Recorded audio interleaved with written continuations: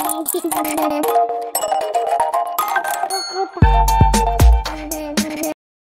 Everyone, इस video में बात कर लेते हैं नेशनल एल्यूमिनियम लिमिटेड की। क्विकली एनालिसिस देख लेते हैं। चैनल को लाइक एंड सब्सक्राइब करना मत भूलिएगा। तो नेशनल एल्यूमिनियम में आज आप देखोगे यहाँ बुलिश मोमेंटम देखने को मिला है।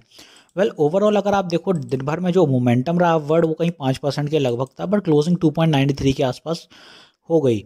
अब यहाँ पे आप देखें जो चीज़ समझने वाली है कि स्टॉक में रिसेंटली यहाँ तक का लेवल किया 139 और ऑल टाइम हाई अगर स्टॉक का है तो 141 है। वो कब आया था? वो ऑलमोस्ट आप देखें तो बहुत पुरानी बात है, यहाँ भी नहीं था वो। ऑलमोस्ट यहाँ से ये 2008 के अराउंड आया था, यहाँ कहीं 141 का लेवल ये वाला तब आया था, और तब से अब तक स्टॉक वहाँ तक नहीं पहुँचा। तो ये जो आपको हर्डल देखने को मिला था अभी कुछ दिन पहले लास्ट वीक के अराउंड, यहाँ से रिवर्सल आया था। ये इसीलिए आया था क्योंकि स्टॉक नियर बाय था ऑल टाइम हाई के, इसीलिए रिजेक्शन फेस हुआ। और दूसरी वजह थी स्टॉक में, क्योंकि स्टॉक को अगर आप 21 दिसंबर से पकड़ते तो स्टॉक ने ऑलरेडी 35% रिटर्न्स निकाल दिए थे। तो जब इतने रिटर्न्स निकाल दे तो स्टॉक कहीं ना कहीं थोड़ा सा करेक्शन लिया, स्टॉक ने पुल बैक आया, फ्रेश एंट्रीज हो गई हैं स्टॉक में, और अब स्टॉक फिर से मजबूती के साथ ऊपर बढ़ रहा है।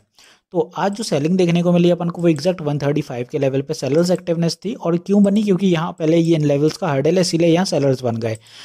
और बायर्स अपन को एक्टिव देखने को मिले 129 से, और 129 पे अगर आप देखें तो ये नीचे काफ़ी ट्रेंड, जितनी भी कैंडल्स हैं इनका सपोर्ट काफ़ी बनते हुए नज़र आ रहा है।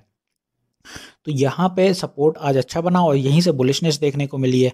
अब बाय टुमारो आपका जो टारगेट रहेगा पहला वो रहेगा 139 ही लेके चलेंगे अपन, क्योंकि यहाँ पे पहले हर्डल हो चुका है वहाँ तक।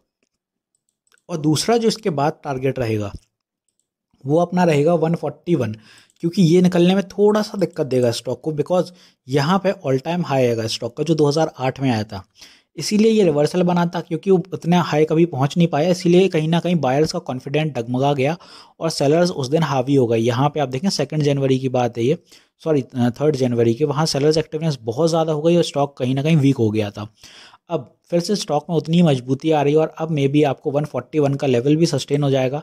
ऑल टाइम हाई ब्रेक होने के बाद जो नेक्स्ट टारगेट रहेगा 145 रहेगा इसी दिशा में, और फिर अपना जो टारगेट जाएगा वो 150 तक जाएगा आने वाले दिनों में। तो ऐसा चलेगा नेशनल एल्यूमिनियम ऊपर की दिशा में। बस यहाँ पे अगर कोई फ्रेश बाइंग बनाना चाहता है तो उनसे यही कहूँगा कि अगर थोड़ा आप संभल के चलना चाहते हैं तो फिर ऑल टाइम हाई ब्रेक होने के बाद ही बनाइए, क्योंकि वहाँ से स्टॉक जो है वो और स्ट्रॉन्ग तरीके से भागेगा।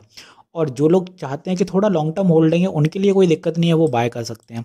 बट यहाँ पे आप देखें कि सपोर्ट कहाँ होते हैं, कि आपके अगर स्टॉक अनइवन रहता है, बिकॉज आज आप देखें निफ्टी ने 22,000 भी क्रॉस कर लिया है, तो कहीं ना कहीं इतनी तेज़ी निफ्टी दिखा रहा है तो करेक्शन भी कहीं ना कहीं करेक्शन बहुत क्लोज है निफ्टी में भी। तो जो पहला सपोर्ट स्टॉक में बन सकता है वो 133 के अराउंड बनेगा। नेक्स्ट सपोर्ट इसी दिशा में 131 होगा, और तीसरा सपोर्ट यहीं पर अपना फिर आएगा 130।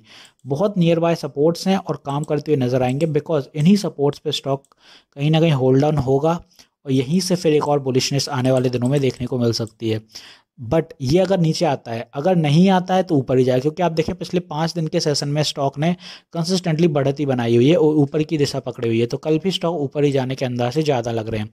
तो ये तो गई ऊपर और नीचे की दोनों ही तरह की बात। बस जो समझदारी की बात यह है कि ट्रेलिंग स्टॉप लॉस लगाना मत भूलिए। कोई भी अनस्टेबिलिटी अगर आती है तो majority of the stocks suddenly कहीं ना कहीं अनस्टेबल होने में समय नहीं लगेगा, बिकॉज आप देखें निफ्टी बहुत हाई पे है और सारे स्टॉक ऑल टाइम हाई के आसपास चल रहे हैं। तो ट्रेलिंग स्टॉप लॉस लगाए रखिए। वीडियो यहीं तक रखते हैं, मिलते हैं नेक्स्ट वीडियो में। This is me Shubham Yadav signing off.